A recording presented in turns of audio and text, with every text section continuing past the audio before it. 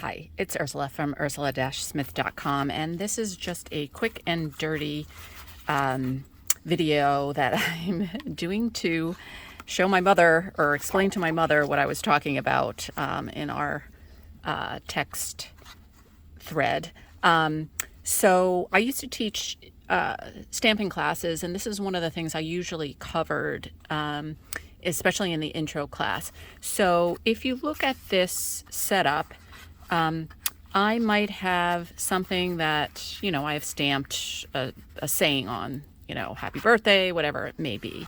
If I put white on top of a white background, you can see the definition there, and that's fine. But sometimes you might want to take it up a notch and lift this piece up visually up off the background. You could do it physically by using glue dots and that sort of thing. If you have a border cut out that could border it, you could use that. But one of the easiest ways to kind of take it up a notch and visually lift it off the paper is just by using ink. So in my mother's case, she had stamped a saying in silver. And so I was saying she could just ink the edges. And so I'm just basically going to show you how I do it. And so that she can see it and she can do it on her own piece. So in general, there's lots of tools that you could use for this. You could use just, like a sponge that you have laying around the house. This works, and actually I will show you the difference. Actually, I'll use 3 different things and show you the difference. This is what I used to teach in class, and then tell you which one is my favorite. So we have something like this, which is just a dauber that sits on the end of your finger. It's got a little more of a foam top, and then you have the denser foams. So any of these will work. This is the Tim Holtz tool. These things Velcro on and off. They also make more of like a cloth piece, but I tend to like the denser foams for this technique. This was for pan pastels. It's covered in pan pastels, so I'm not going to use that today. And then one of the best things is actually, quite frankly, just a makeup sponge. So if you got these laying around the house, you don't need any of the other tools. Just go with that. So I'm going to start with my least favorite, and that is the dauber. And the reason I do not like that is it's very hard to get an even coat. So if you hit too hard, you will get, sometimes you'll see the impression of the dot. If you're making dots, it's awesome. But in general, I don't love this tool as well.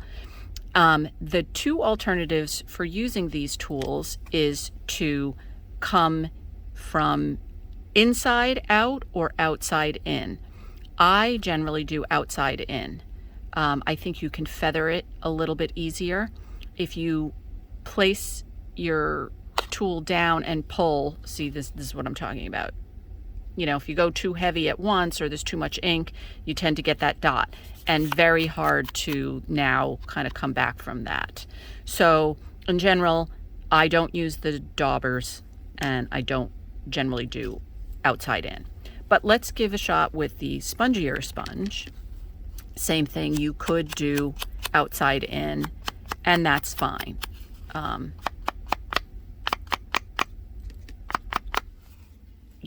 What I like to do is get that airier look to the heavy look on the edge.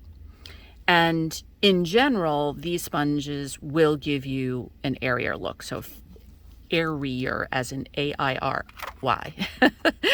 And so in general, if you're going for that look, these work great. Now, the other way to do it is coming off the paper. And for this, I usually have a scrap piece of paper. Actually, we can use the back of this as my scrap paper. And if you're coming off the paper, you just pull. It hits that edge and then you can kind of lift and it will fade in. So you can come as little or a lot in as you like. Generally, I just do a little bit. And so you get a very fine coverage inside, but that edge is a little bit darker. And then with the foam, I'll just use the makeup sponge. You'll get a little bit heavier coverage. So same thing, I come from off and then fade in. You could do the same thing if you're better at it, but then see, sometimes you can get a blob that you don't like. So in my mind, I like the foam, and I like to come from off and just fade it into the shape. And the whole reason I'm doing that is now when I put it on top of white on white, you can clearly see that shape. It visually lifts it off the edge. And you can do that same sort of thing with something like this shape. So in this case, the oval was cut out not very well. It's totally off center, but you get the point. And you could do the same technique. So again, the back of the card we're just using as a scrap, and come from off the edge. Actually, I should have done the other. So I will just point this out. This was cut on a die cutter, and there's always one edge that kind of has that little roughness to it. You could sand that down, but you're better off just turning it over, and that's got a clearer edge. So this is really the one I should have been using. And same thing, you're just going to pull it from off, fade it in as far as you want or as little as you want.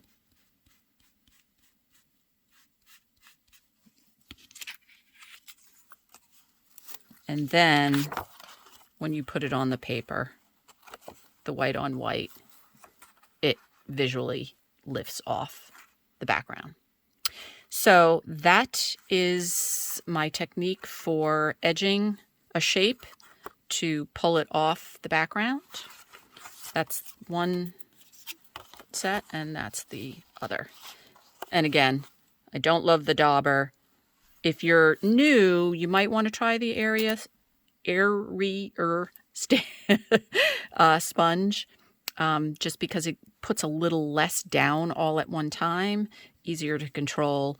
But once you get the hang of it, you might just want to use the foam. Or if that's all you have kicking around, go ahead and use your makeup sponges. So anyway, I hope that helps. Thanks for joining me, and we'll see you next time.